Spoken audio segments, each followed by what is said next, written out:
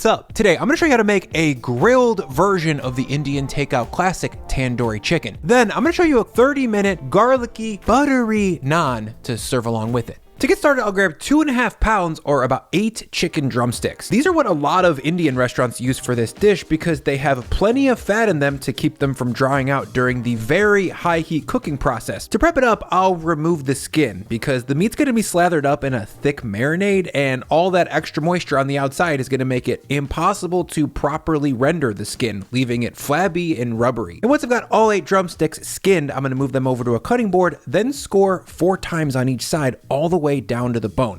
Now I'll just flip that over and then score it 4 more times on the backside for 8 slits in total. These little cuts are gonna increase the surface area, which basically allows a lot more of the flavorful marinade to cover more of the meat. Next, I'll grab some salt and generously hit each side of these drumsticks. If you're a loyal Brian video watcher, then you'll remember from my epic marinades video 3 weeks ago that I like to season my meat separately before I add in my marinade. In the extremely rare event that you haven't seen that video already, I'll link to it in the description in case you want to know more. Next, let's make that marinade. Into a medium bowl, I'll add 225 grams of plain Greek yogurt, 75 grams of oil, 8 grams of salt, 5 grams of turmeric, 15 grams of garam masala, 3 grams of cayenne or chili flakes, 25 grams of smoked paprika. Then I'll either grate or press about 8 garlic cloves or 45 grams worth. Then I'll do the same with a knob of ginger. This time I only need about 30 grams or a half knob. Behind the ginger, I'll add in 75 grams of lime juice or the juice of roughly 3 limes. Then I'm gonna add in a totally optional 10 drips of red food coloring. If you think that sounds weird, let me just say that the Indian restaurant in your neighborhood is almost certainly using red food dye in their takeout tandoori chicken. That's to approximate Kashmiri chili powder, which is a redder, hotter Indian version of chili powder that is used in the traditional version of tandoori chicken. Or at least I think that's true. I'm not Indian and I read that on the internet somewhere. That being said, in America, we've collectively decided that this dish should be red and it's really only possible to get it this red with food coloring. If you don't like it, then leave it out. It'll taste exactly the same. Next, I'll just stir everything together until there aren't any more lumps in the yogurt. Then I'll drop in my skinless salted drummies. Then I'll coat everything liberally with the marinade. I basically want the chicken to be covered in red yogurt down into every crack and crevice. This dish for me is all about the marinade. Next, I'll scoot my bowl over to the fridge to marinate for 30 minutes or 24 hours. In testing this recipe though, it became clear that more time means more tasty, but 30 minutes is more than enough for you to have a good time. While that sits, let's make the buttery, toasty garlic naan to go along with it. The first step there is slightly warming 170 grams of beer in a saucepan. Fridge temperature beer is cold and will slow down the fermentation of this dough way too much. Once this beer is heated up to about 90°F, I'll start on the dough. Into my food processor, I'll add 350 grams of all-purpose flour, 5 grams of salt, and 8 grams of sugar. Next, I'll just pulse that until the salt is evenly distributed.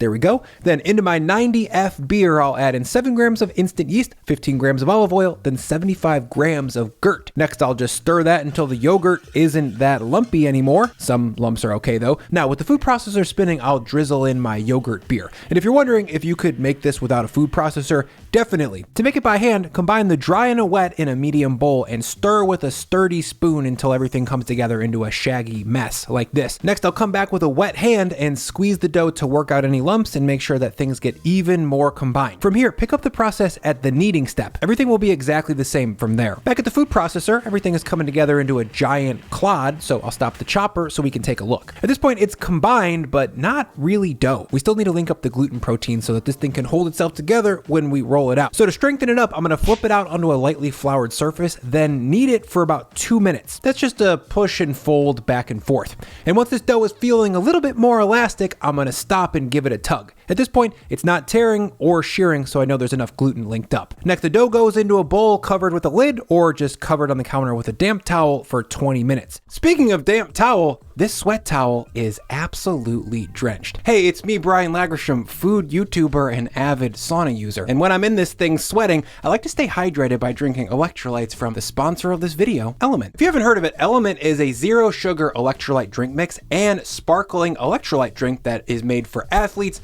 paleo and whole food people, and even food tubers who like to catch a sweat in their sauna. When you sweat, you're losing a lot of water, but you're also losing electrolytes like magnesium, calcium, and especially sodium. That's why you tastes kind of salty after a hard sweat. Disgusting, I know, but that's why when you sweat, you need to replace the water and electrolytes. That's where Element comes in. I usually mix one of their packets into a large quart of ice water, or lately I've actually been sipping on their sparkling beverage, which is as good as it sounds. It's everything you like about sparkling water, plus it tastes salty and kind of like grapefruit. It's so good. I genuinely love Element. I drink it nearly every single day and I highly recommend it. Right now you can get a free Element sample pack with any purchase over at drinkelementtea.com/Brian Lagerstrom. If you don't like it, they'll refund your order, no questions asked, but I'm pretty sure you guys are gonna like it. Thank you, Element, for sponsoring this video. 20 minutes later, I'll divide this dough into 4 roughly 150 gram pieces. Oh, dude. What about exactly 150 though? Ooh, baby, right on the money. Next, I'll pre-shape this dough by folding in the sides, then flipping it over and rounding it into a tidy little ball. There's no need to get this perfectly round either. Once pre-shaped, I'll cover with a damp towel yet again and let this dough relax for 10 minutes. Now to roll these things into a naan shape, I'm gonna hit them with a little bit of flour to keep the ball from sticking to my pin. Then I'll grab my rolling pin and start to roll this thing out. Once I've got it stretched to about 4 inches, I'll flip it over and rotate 90 degrees, then hit it with a little bit more flour and then keep back and forthing this thing with my rolling pin. Thickness wise, I'm looking for about 1/8 of an inch thick. If it's any thicker, it's gonna be harder to cook all the way through. And once I've got this thing stretched out to about 10 inches, I'm gonna spray all 4 of my rolled out naans with a little bit of water and cover with a damp towel so they don't dry out while I cook them. Next, I need to make some garlic butter. So into 125 grams of medium heat ghee or melted butter, I'll add in 30 grams of garlic and fry that for about 30 seconds or until the garlic is softened, fragrant, and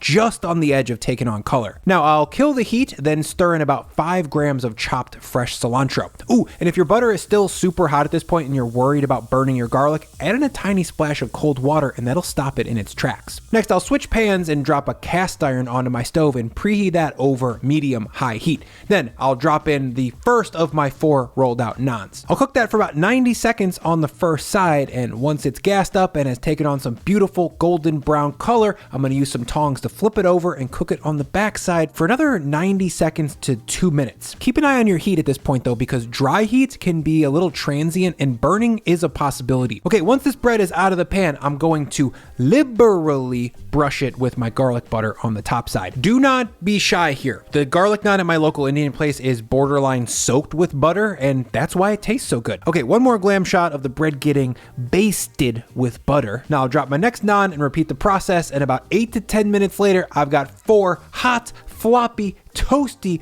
buttery, garlicky naan. To keep this stuff fresh, I'm gonna throw it into a 200F oven to hang out while I go outside. At the grill, I'm gonna take an oil-soaked paper towel and brush the grates heavily to create a polymer or a temporary nonstick surface. For good measure, I'm actually gonna double down and hit this thing with pan spray. For whatever reason, yogurt marinated meats really like to stick to grill grates. Okay, now I'm gonna drop that marinated chicken onto this high heat grill and cook it on the first side for 6 to 8 minutes. This is gonna cook off some of the yogurt's moisture and help set the meat so the chicken releases easily from the grates. Now the lid goes down and I'll lower the heat to medium. 6 minutes later, when I pop the top, you can see that this chicken has taken on some really pretty color, and it released pretty easily from the grates thanks to all that oil. The rest of the chicken gets flipped over, then I'll cook on a medium flame for about 12 to 15 more minutes. 12 minutes later, when I check back, I've got some fully cooked, beautiful chicken. To make it that much more delicious, I'm gonna brush it with some melted ghee or butter. This is one of those restaurant moves that wouldn't regularly occur to a home cook because they'd be like, whoa, that's a lot of fat to put on top of something, but it works. It makes this chicken taste insanely good. Once it's buttered up, I'm gonna pull these drummies off the grill and take them inside, then pile high next to my garlicky, buttery naan. That's probably the best grilled chicken available to the home cook. It's spicy, creamy, smoky from the paprika and the long grill time, and it's got this warm, pungent aroma. The naan is soft, a little bit sweet, it's toasty, and so fatty. That sounds bad, but it's so freaking good. These 2 dishes are a super good contender for your next dinner party or just a fun thing to make for your family on a Thursday. If you guys want another recipe for super tasty, authentic-ish Indian food, then check out this recipe for chicken tikka masala. I'll see you there. Now, let's eat this thing.